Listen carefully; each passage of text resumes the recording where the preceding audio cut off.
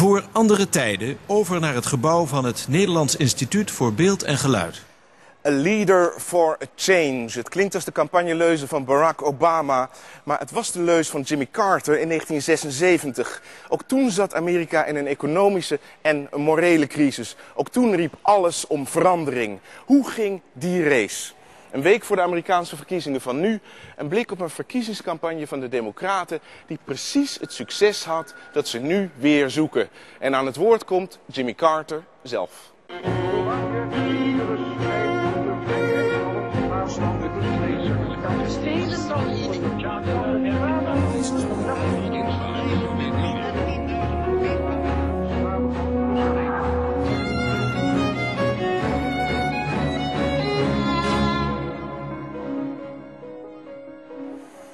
Change, goedenavond, verandering. Het is het uitgangspunt van iedere verkiezingscampagne van elke kandidaat. Want als je alles bij het oude laat, waar voer je dan campagne voor? En je gaat ons toch niet vertellen dat je alles dik in orde vindt.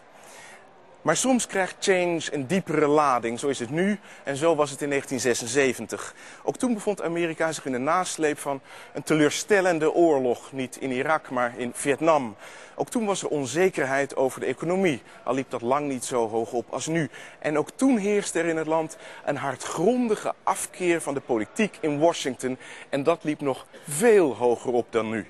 Het Watergate-schandaal had voor het eerst in de geschiedenis van de Verenigde Staten een president tot aftreden gedwongen, Richard Nixon. En die had van zijn opvolger Ford nog gratie gekregen ook. Het voelde allemaal even ziek, verpest, pervers. En de bevolking snakte naar genezing, naar moraal en dan ook echt gemeend, integriteit, hard voor de zaak. En daar was Jimmy Carter. Van huis uit pindaboer in Plains, Georgia, doorgegroeid tot gouverneur van die staat, maar voor het oog toch een buitenstaander in de politiek, een gewone, hardwerkende Amerikaan. En dat lijkt hij nog steeds. Hij woont nog altijd in Plains, Georgia, niet veel meer dan een kruispunt in the middle of nowhere. En wij mochten hem daar even spreken op het jaarlijkse Pinda-festival. And now if we could clear the runway and get ready, we are going to have the finest little town parade in America. The Plains Peanut Festival Parade is coming your way.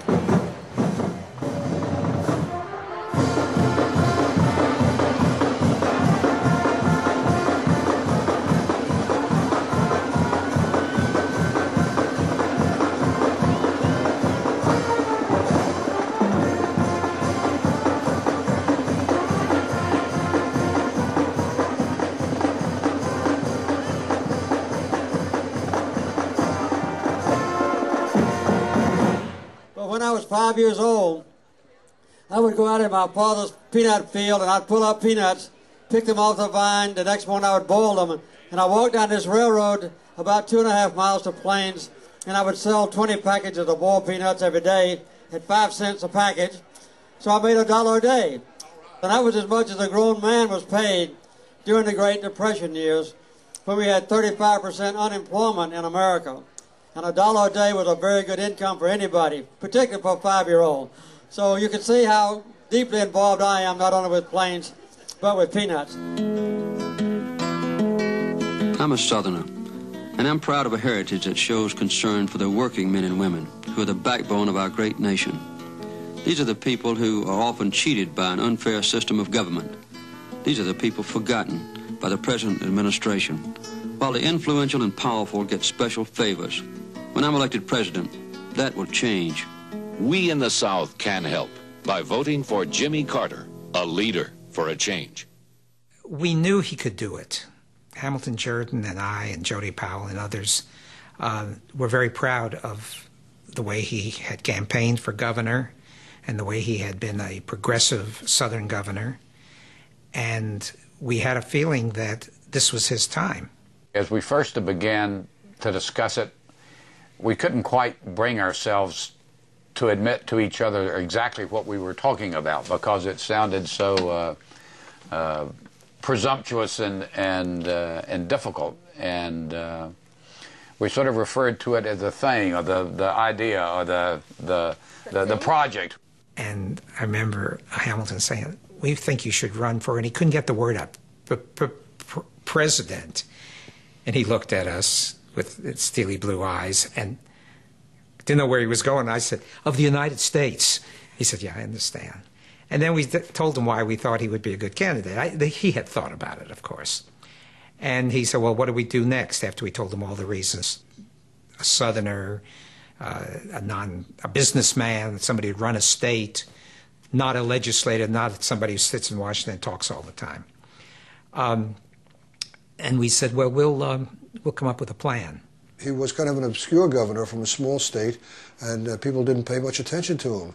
I went to governors' conferences and hardly knew he was there. There were always other governors who were more active on the national stage and got much more attention than Carter did. Jimmy who? I don't know who he is. Jimmy Carter's basketball player, isn't he? I heard he was a peanut farmer. I picture him like one of us. One of the working people, one of the common people. He could devote, out of 365 days of the year, he could go and run 300 days on the road and run in every state. Hi. Looks like you got lucky. Yes. How much did it cost you? About $3. Just told him I was going to come shake your hand and tell you this Yankee thinks you're all right. Thank you. How old are you? Do you tell anybody? I'm 85. 85. Well, you're still awfully young. I'm a youngster.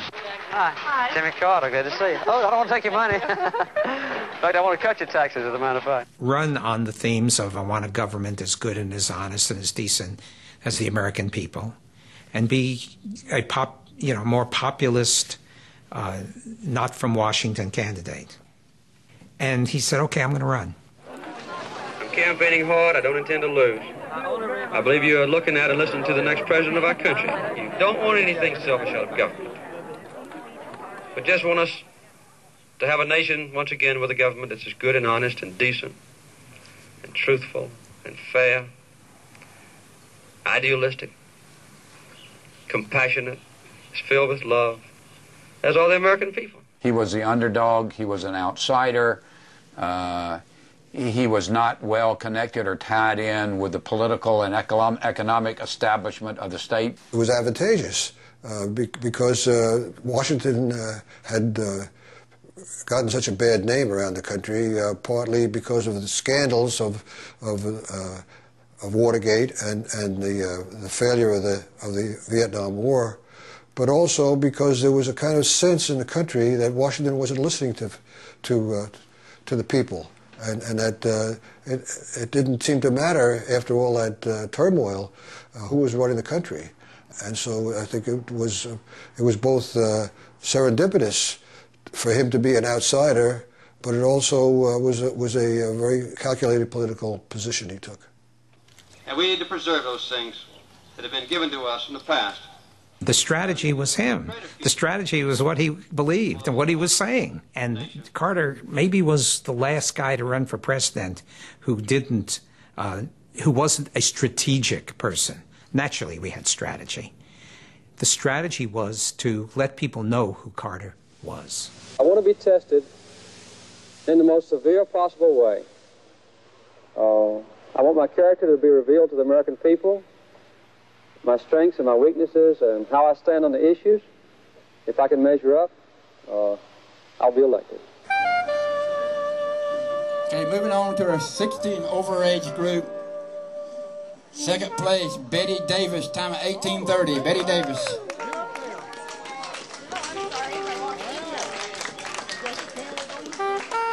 Place, time of 27:30.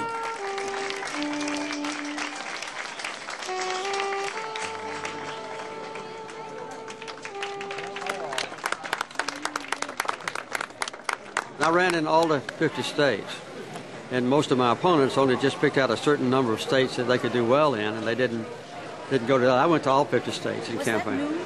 Yes, it was completely new, and basically unprecedented. And we couldn't depend then on television, commercials to put us in office. We had to actually go to the villages and shake hands with people, and go to college campuses and meet workers coming into the factories early in the morning and hand them a pamphlet and say, "Please vote for me." It was a personal thing. We're from Plains, Georgia, and we'd like you to help our friend Jimmy Carter. He's our neighbor. Yeah, that's our man. He's a real good man. That's our man. That's who we work for. Thank you. The Peanut Brigade was actually one of the most fun, interesting, and I believe effective ideas that anybody has ever come up with. And it started really right there in Plains in Sumter County, President Carter's hometown, and people that wanted to be involved in the campaign. I can't remember exactly, which is a shame, who came up with the idea, but that, well, we'll just fly off to Iowa or New Hampshire or wherever, and we'll tell these people that we know Jimmy Carter, we're from his hometown, and they ought to vote for him. And it was a huge hit. After I came in first in 3 states, then all the other candidates had what they called ABC, anyone but Carter. So they would choose their most popular candidate to run against me in the different states, and then all the others would support that candidate. So I had to run against a whole, 8 or 9 other candidates, and still did well enough to win. At the end of a long primary season and an even longer campaign for Jimmy Carter, he returned home to Plains a winner. And I think we've got a good chance now, because of the work that you have done all over this country the last year, to win the nomination on the first ballot. I'll be very surprised if we don't do that. That's right. I was his media person. I did all the ads and the commercials. And in preparation for that, starting 2 years before the election, I started following him around with the film crew. We got him as he was. We didn't contrive anything. We didn't get him to be what he wasn't. And the camera recorded what he was doing. And we saw him talking to people and empathizing with people, talking about the issues with no script, and saying things such as, "We've been lied to many times. I'll never lie to you. I'll never tell a lie. I'll never make a misleading statement. I'll never betray the confidence that any of you has in me. And I will never avoid a controversial issue." I'll never lie to you, you say to the voters. And to reporters who have covered politics for a long, long time, that seemed like a pretty high order. But he insisted to continue to say that. We were in the aftermath then of lies about Watergate and lies about Vietnam and the assassination of Martin Luther King Jr. and John Kennedy and Robert Kennedy. So the country was looking for someone who would just tell the truth. We're appealing to the working middle class, women, traditional Democratic voters, but even more so to people in the middle. As a newcomer to the national political scene, there were a lot of questions about Jimmy Carter, and he tried to be an everyman, and he tried to appeal to the goodness of voters against the badness of Washington.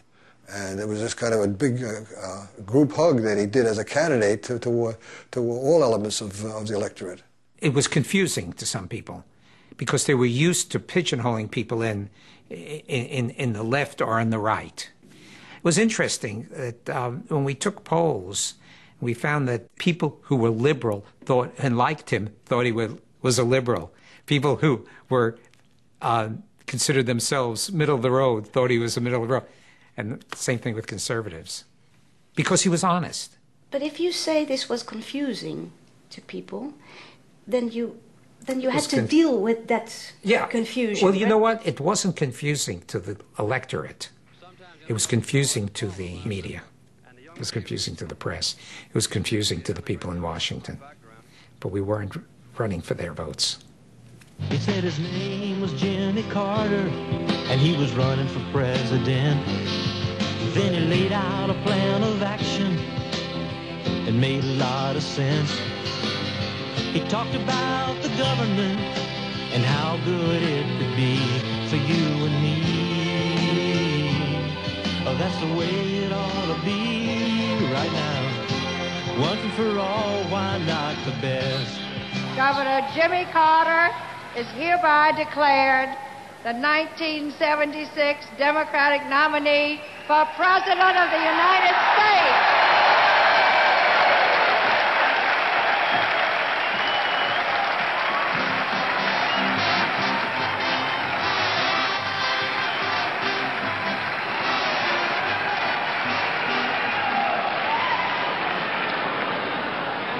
My name is Jimmy Carter, and I'm running for president.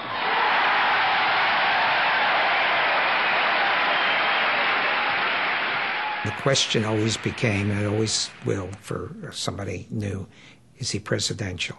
Has he crossed over the threshold to be the plausible president?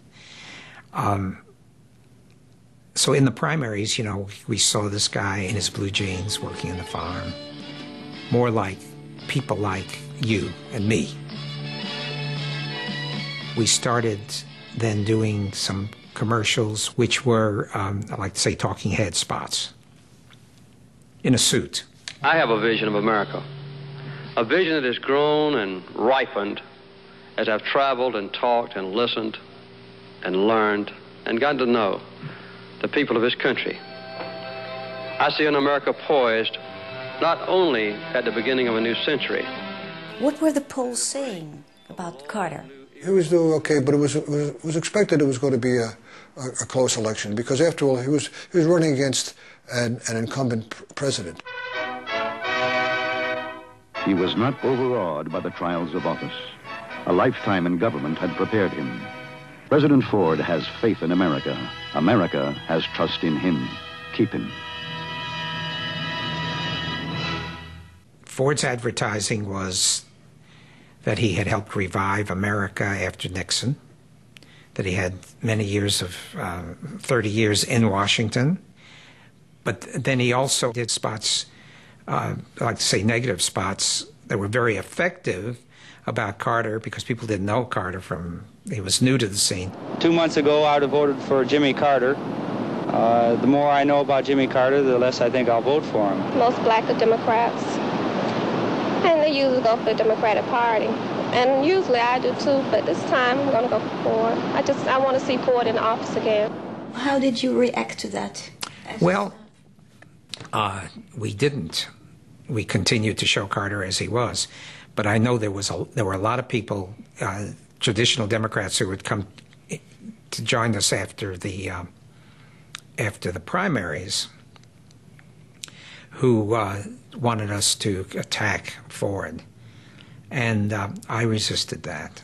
I felt that Carter was known as a non-politician, and he was new and fresh, and had he done that, attack Ford, attack him for the pardon of Nixon, for example, that it would have probably hurt. Figuring out how you run against Gerald Ford was a bit of a difficult challenge because this was a decent person who, on the whole, had done a pretty credible job with the problems that he had been handed.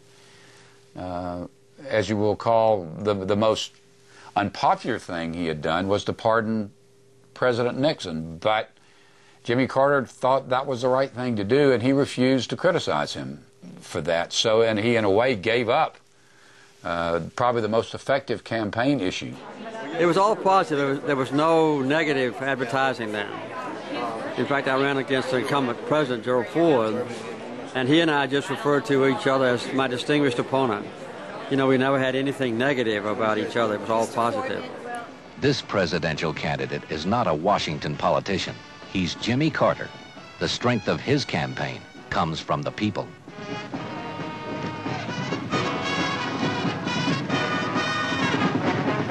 In the summer months, you granted Playboy an interview.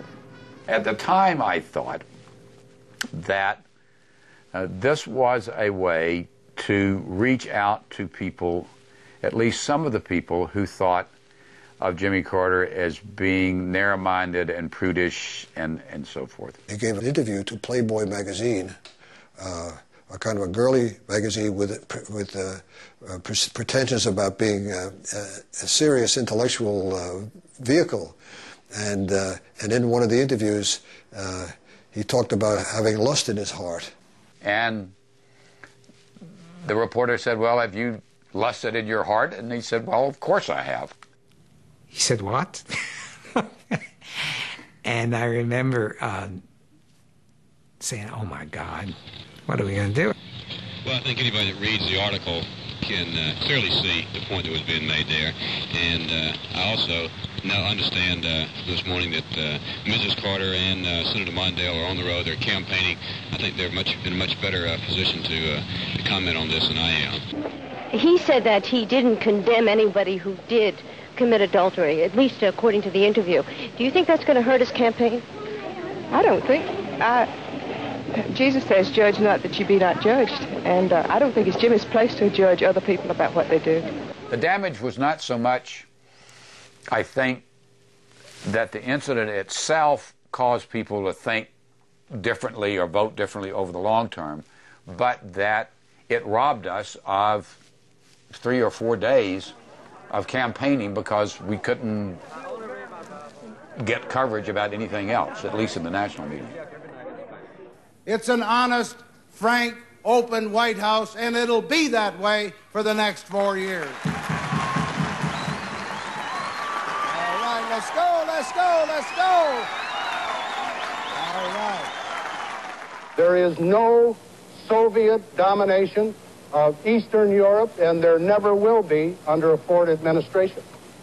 He was asked in a general way that he believed that Eastern Europe was under the domination of the Soviet Union, and he denied it. We knew it was a mistake. And then we also saw Max Frankel say, would you like to? Are you sure about that? I'm sorry, could I just follow? Did I understand you to say, sir, that the Russians are not using Eastern Europe as their own sphere of influence? Each of those countries is independent, autonomous. It has its own territorial integrity. And the United States does not concede that those countries are under the domination of the Soviet Union. Politically, it was a very critical event because it came late in the campaign, and it took the people who were running Gerald Ford's campaign about a week's time to get him to finally acknowledge that he had misspoken. Music was beautiful. Thank you. For all the campaigning that was done that year, I think events overtook the campaign. Things that, speeches that were made and so on, really didn't have as much impact as the actual events. Both the Vietnam War and Johnson's handling of it, and Richard Nixon's involvement in Watergate and all the other events that surrounded that. These were factors that I think were more important than anything that's happened on the campaign trail. I remember him saying to me one time, what's the worst thing that can happen to me? I'll lose. If I lose, what do? I go back to planes. I like living in planes. He's a person who is confident of himself, confident in his own body, and has a sense of place. And when you have that to start with, you can take the chance, the long gamble to do something like run for president. I came all the way through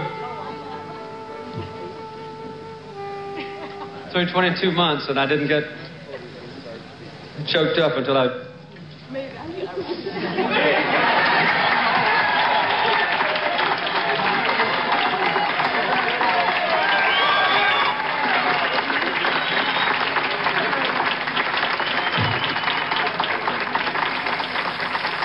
We're going to have a great government, a great nation, and it's because of you, not me. Dankzij u, niet dankzij mij. Precies wat Barack Obama tegenwoordig zegt. En zijn campagne lijkt dan ook in heel wat opzichten op die van Carter. Beginnen in de rol van underdog, een goede grondorganisatie opbouwen in alle 50 staten en als grondthema herstel van de moraal kiezen. Dat is de houding in een tijd van wantrouwen tegen de politiek. En alles wijst erop dat het ook dit keer uitbetaald. Het moet raar lopen, wil Obama niet de volgende president van de Verenigde Staten worden. Maar daar kon de overeenkomst tussen 1976 en nu wel eens ophouden. Carter was zo overtuigd van zijn moraal dat hij als president heel Washington tegen zich in het harnas joeg en niet veel meer klaarmaakte. Obama opereert in een tijd waarin campagnes eindeloos verfijnd geraakt zijn. Elk woord op een goudschaaltje. Goede kans dat hij al aardig heeft leren schipperen. We zullen zien. Volgende week gaan we naar een van de grote opdrachten voor een nieuwe president van de Verenigde Staten. Een terugtrekking uit Irak. Hoe doe je dat? Liefst ook nog eervol. Wij kijken terug hoe de Amerikanen dat probeerden in Vietnam, jaren 70. En hoe dat uitliep op totale chaos. Dat volgende week. Dit was Andere Tijden, terug naar de onze. Nu op Geschiedenis TV de beroemde debatten tussen de presidentskandidaten John F. Kennedy en Richard Nixon uit 1960. En vanaf zaterdag een week lang de geschiedenis van de Amerikaanse presidentsverkiezingen. Zie omroep.nl/geschiedenis.